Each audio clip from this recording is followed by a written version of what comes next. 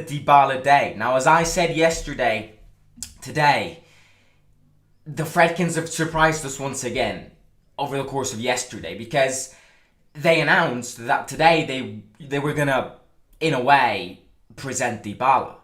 And I really don't know what to expect in Dybala's presentation for the simple reason being that I really don't know what to expect, just because I'm not used to these signings, and therefore I'm in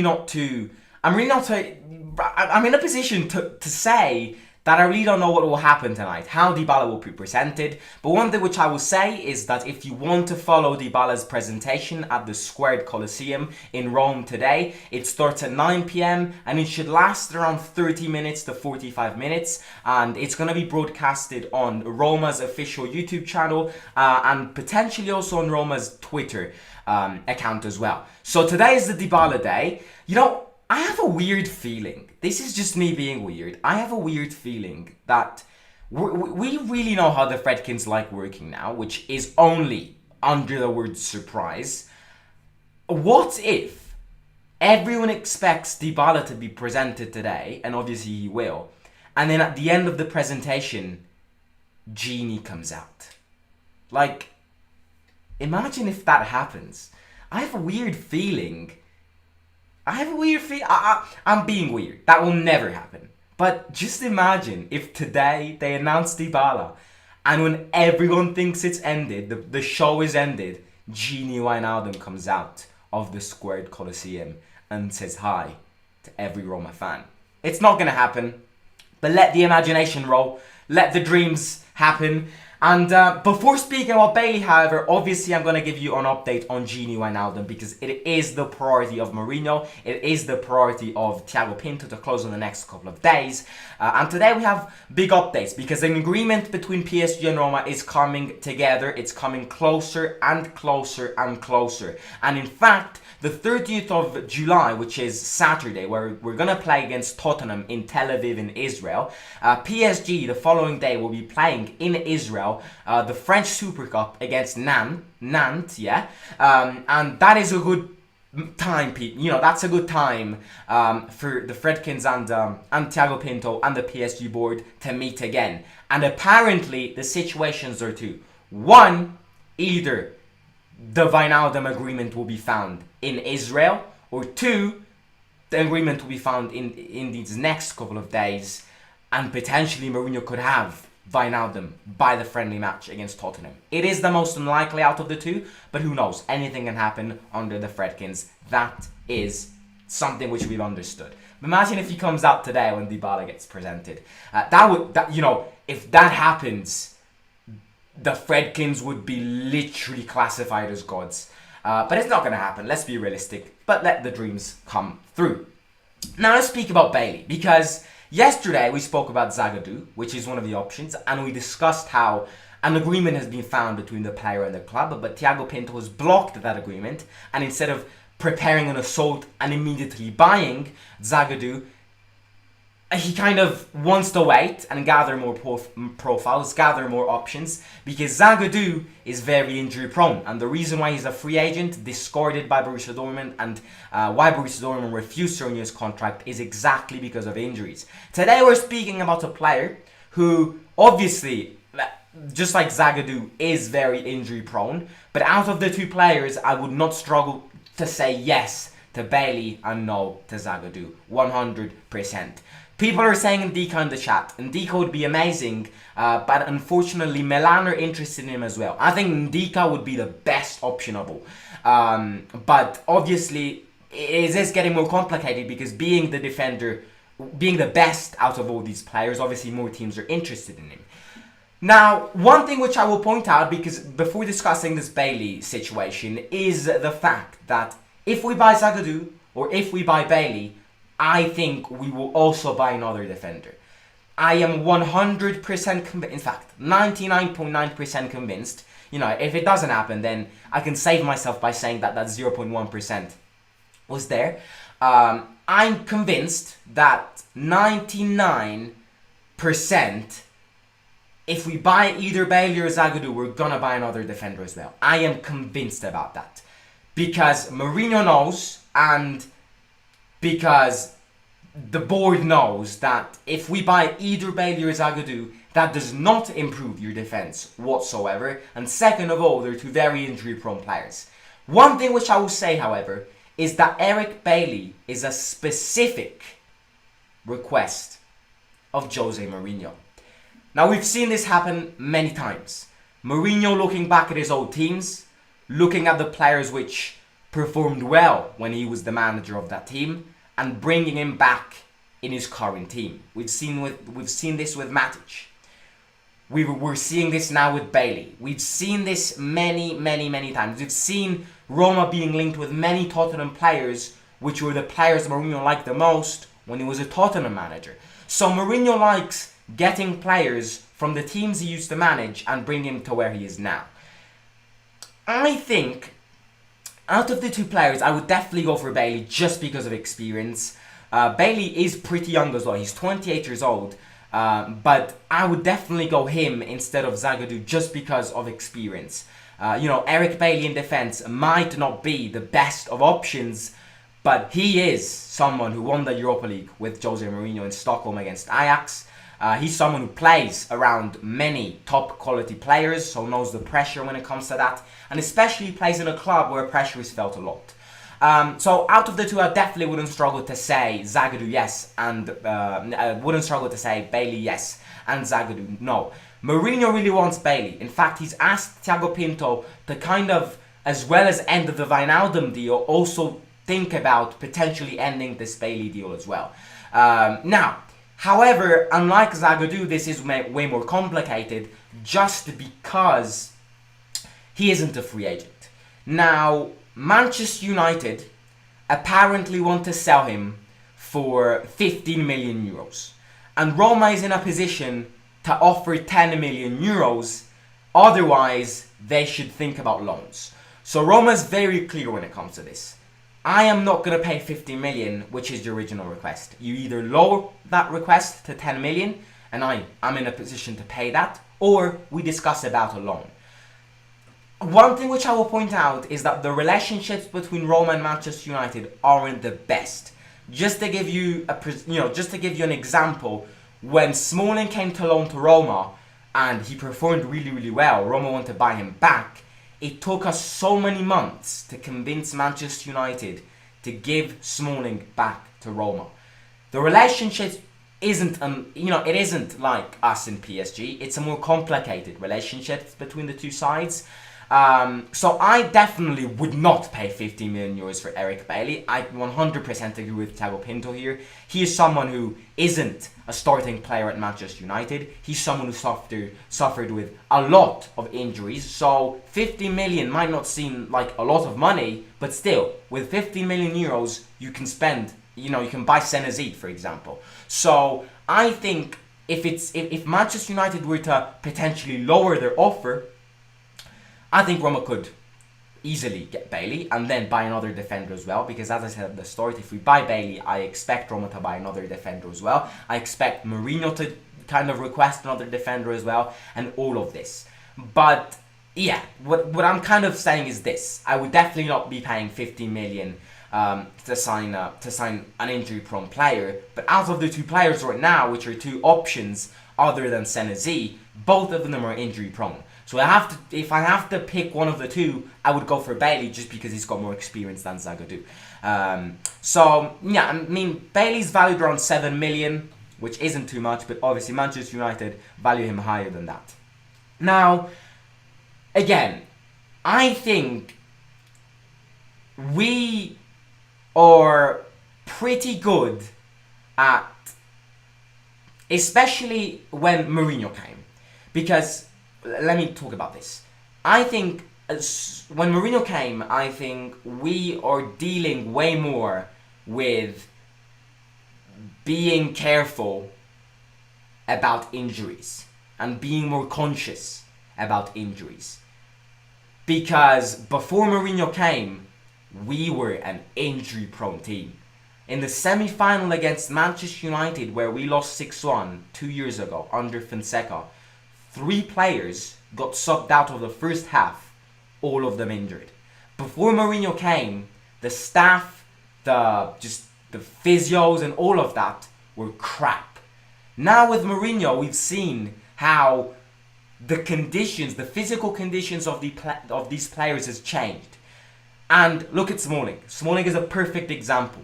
Smalling, under under Fonseca, was a very injury-prone player. He can't play every single match, but if you compare the 2 years, he's been fundamental this season. Something which under Fonseca he never used to be because of his injuries. Eric Bailly is a pretty injury-prone player, but so was Smalling when he was at Manchester United. And in fact, in this deal, I see a very similar situation with the Smalling situation. You see, we now have an impression of Eric Bailly. Oh, he's very injury-prone, and he is. But if he comes to Roma, he's gonna have different, doctors, different physios and stuff. And Smalling was an injury-prone player at Man United as well. So I think this is a very similar situation with Smalling going from Manchester United to Roma. I think we can see Bailly reaching one of his best forms in his career lately, if he joins to Roma. But one thing which I would definitely say is that Manchester United are going to be very careful when it comes to this, because they already know that they sold Smalling and bought Maguire, and now look at this situation. So they need to deal with this situation carefully, because if they sell Bailly, which in my opinion is, except all the injuries, is one of the best defenders in that team, then Manchester United is really left with Maguire, Varane and Lisandro Martinez. The positive when it comes to this is in fact Lisandro Martinez, because the fact that they just bought that guy means that Eric Bailly doesn't have much space. And Eric Bailly, in fact, as soon as Mourinho gave a call to him, Eric Bailly has said yes to Roma. We are seeing a pattern here. Mourinho gives a call, Roma shows interest, players say yes. The only exception in this transfer market has been Isco, who has said no to Roma. But every other player has said yes to this project. This means that we are a team which thinks about the future, who's got a very good project ahead of them, with a very successful manager. So players look at this project and say, yes, I can kind of reborn in this project. I can do that. I can be better than what I am right now. So the situation is, there are better options without a doubt. But he is a player which Mourinho really wants. Really, really, really wants. So if I were Thiago Pinto right now, I would close the Wijnaldum deal. 100%. Then what would I do? Then I would close the Senesi deal as well. Because Feyenoord, at the end of the day, aren't asking for too much money. 15 million for Senesi, Conference League finalist, young, aggressive, very good defender. 15 million for that guy is a bargain. So if I were Thiago Pinto right now, sort Wijnaldum, who is another player which we wouldn't pay PSG, because it's, right now, loans are being discussed. Then after that, I would focus on Senesi. And after Senesi, I would focus on a backup defender as well, which at this stage would either be Bailly or Zagadou, or potentially other options if they come in, but Mourinho really has expressed his will of having Eric Bailly back in his team. And after that, I would focus on Tammy's backup striker. And if I have some money left, which I presume we do, because out of all the players we bought right now, we only spent 7 million, I would buy another midfielder. And if we really need to buy another midfielder, Thiago Pinto, if you're watching this, buy Jordi Scouten from Bologna. He's amazing. If we can buy Scouten, Wijnaldum, and all of these players in the midfielder, it would be insane. And then Senesi in defense, backup striker, and that team can compete for top 3. So that's the situation today. Contacts have started. This is something which has been confirmed by Di Marzio and another Sky Sport journalist, in which the topic is Roma. So we'll definitely get updates in the next couple of days. I do think what's his name? Thiago Pinto will end the Wijnaldum deal, hopefully before, pointing their eyes on other players as well. By the way, this room is getting darker and darker because in front of me right now, a thunderstorm is about to happen any second now. And obviously, I'm on holiday, so I didn't bring my ring light, so it's very dark, but I'm here. And yeah, so that's the situation with Bailly. I think this is it. If Mourinho wants him again, I think we should buy him because the boss is Mourinho and Mourinho decides the team. But obviously there are way better options, and one of these options is Ndika. But I also think if we buy Ndika, for example, Senesi won't happen. So we either buy Senesi, Ndika, or another top defender, and after that I think we can buy these kind of injury-prone backup options as defenders such as Zagadou and Bailly as well. Because realistically speaking, Bailly comes, that's not in defense. We need to buy other players as well. And yeah. So, I hope we get Ndika because he's very, very good, says William. Diawara will be excluded from the season if he doesn't leave. That selfish little prick keeps rejecting all incoming bids. Yeah, Roma's having a lot of difficulties in selling players. That's definitely something to point out. Roma is having a lot of difficulties when it comes to selling players. Frankfurt asking for too much money for Ndika though. Bailly is injury prone. That would be awesome if Genie comes out. I have a little feeling that will happen. That's 1% of this will probably be realistic, but not even that. With the money that we've got from the Conference League, 20 million, we should buy Senesi for 50 million or Ndika for 25 million.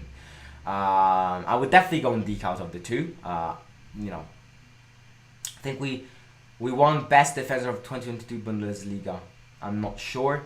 I'm really happy. I'm really not happy with the options that Roma is interested in. I'm really trying to be optimistic, but anyway, let's see what will happen. Thank you, Simon. No problem, Miss Purple. He's by far the best in terms of aerial duels. It's got to be pretty close between him and Nico Schlotterbeck. But I won't argue too much about that. He's good enough to be considered as such. Any insight on what Diawara's problem is? He's just trying to get revenge in the club for not paying him. A very difficult situation the Diawara situation is. It's kind of becoming a fictional movie, but he's refusing a lot of options, and I think he's waiting for the good offer to approach, which right now isn't happening. But I know Galatasaray, I know Hertha Berlin, and I know some clubs in Italy are interested in him, but apparently they aren't offering as much as he wants. He wants to move to LA, La Liga, but no Spanish club contracted. For midfielder, Wijnaldum is coming, then we get rid of Veretout and buy Torreira. I would definitely go scouting and said, oh my god, this room is getting darker and darker. I would definitely buy scouting instead of Torreira. I think he's by far better than him. Or scouting who I like. Torreira would be top. How do you rate Roma's transfer market so far? I'd give it a 7 out of 10. It can get better if we buy these players, but still, it can be better. I mean, the Dybala lifts everything up, but if we buy Wijnaldum, it becomes an 8. If we buy Defender, it becomes a 9, and then we'll see what happens. Scouting for me, he's incredible on the ball, says Kenneth Amoa. Right, ladies and gentlemen, I'm going to end this stream because in like a few seconds, you're not going to see me anymore. But tonight, it's Dybala's presentation. So we'll definitely see what happens. It is live on Roma's official YouTube channel. And who knows, maybe Genie Wijnaldum will come out of that building as well. But if you haven't already, make sure to smash the subscribe button. Let's try and hit 5,000 subscribers before the season starts. And also follow me on Instagram over there in the orange box over at Salmon_ASR _. Don't forget to smash the like button in this video and comment in the comments who you prefer, Zagadou or Eric Bailly. I was about to say Beric Ailey. Eric Bailly. Let me know who you prefer in the comments, and we shall see what Dybala says tonight. Dybala's press conference happened a few hours ago. Now it's the presentation. So many fans lining up in front of that building. So who knows?